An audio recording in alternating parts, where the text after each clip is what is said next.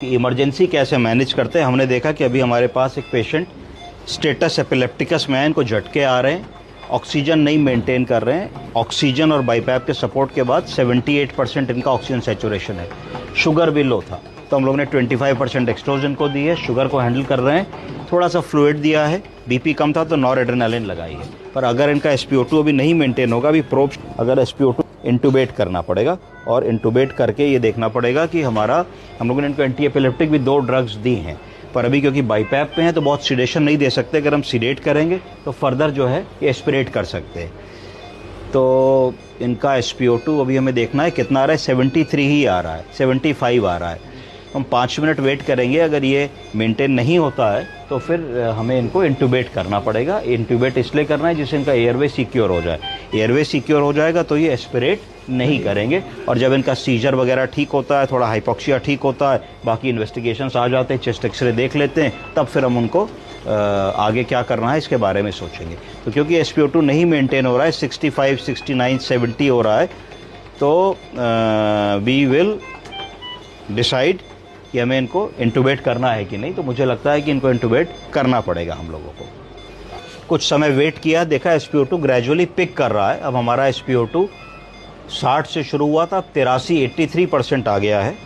मरीज़ के जो सीजर्स या फिट्स थे वो भी अब नहीं आ रहे हैं, क्योंकि इनको AED 2 एंटी एपिलेप्टिक ड्रग्स हम लोगों ने दे दी हैं, उसका इफ़ेक्ट आ रहा है। अब इनको क्योंकि अनकॉन्शियस हैं तो हमें एक राइल्स ट्यूब डालनी होगी इनको, और एक फॉलीस कैथेटर डालना होगा क्योंकि अनकॉन्शियस हैं।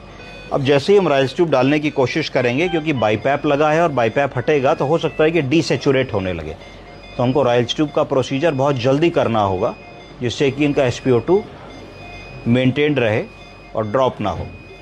के लिए हम लोगों ने इनका बाईपैप का मास्क खोला, हमने ज़ाइलोकेन जेली ली, और ज़ाइलोकेन जेली को लेकर के हमने इनको डाला, जिससे कि राइल्स ट्यूब में लुब्रिकेशन हमको मिले। हमने राइल्स ट्यूब खोली।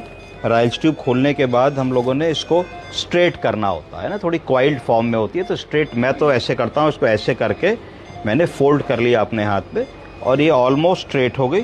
थोड़ा सा इस पर भी मैंने एक ज़ाइलोकेन जेली मेरे पास है, तो मैंने थोड़ी सी ज़ाइलोकेन जेली इस पर भी लगा ली, जिससे थोड़ा सा इसमें लुब्रिकेशन हो जाए। अब मैंने इसको इस नॉस्ट्रल से धीरे धीरे एडवांस किया, और मुझे ये देखना है कि कोई रेजिस्टेंस तो नहीं आए। तो ऐसा लगा नहीं कि कोई रेजिस्टेंस आई, थोड़ा खांसे ज़रूर, पर लगा नहीं कि रेजिस्टेंस आई। तो ये क्योंकि खांसे तो ये गलत चली गई, इसका मतलब है कि ये पेट के जगह लंग्स में चली गई। जब पेट के जगह लंग्स में जाएगी तभी मरीज़ खांसेगा। तो मैंने उसको थोड़ा पीछे किया, बैक विड्रॉ किया, और बैक विड्रॉ करके फिर मैंने धीरे धीरे इसको एडवांस किया। अब मैंने जब ये राइल्स ट्यूब डाली तो इनको कोई खांसी नहीं आई। अब मुझे लगता है कि ये राइल्स ट्यूब सही गई, क्योंकि एक ब्लाइंड प्रोसीजर है, आप मुंह के अंदर नहीं देख पा रहे हैं। मुंह के अंदर देख के कैसे सिरिंज लाइए, मुंह के अंदर देख के कैसे डाली जा सकती है लैरिंगोस्कोप से और चिटल फॉर्सेप्स से, ये भी मैं आपको बताऊंगा। तो अब मैंने जो है इसमें एयर भर ली, और एपिगैस्ट्रियम में स्टेथोस्कोप लगाया।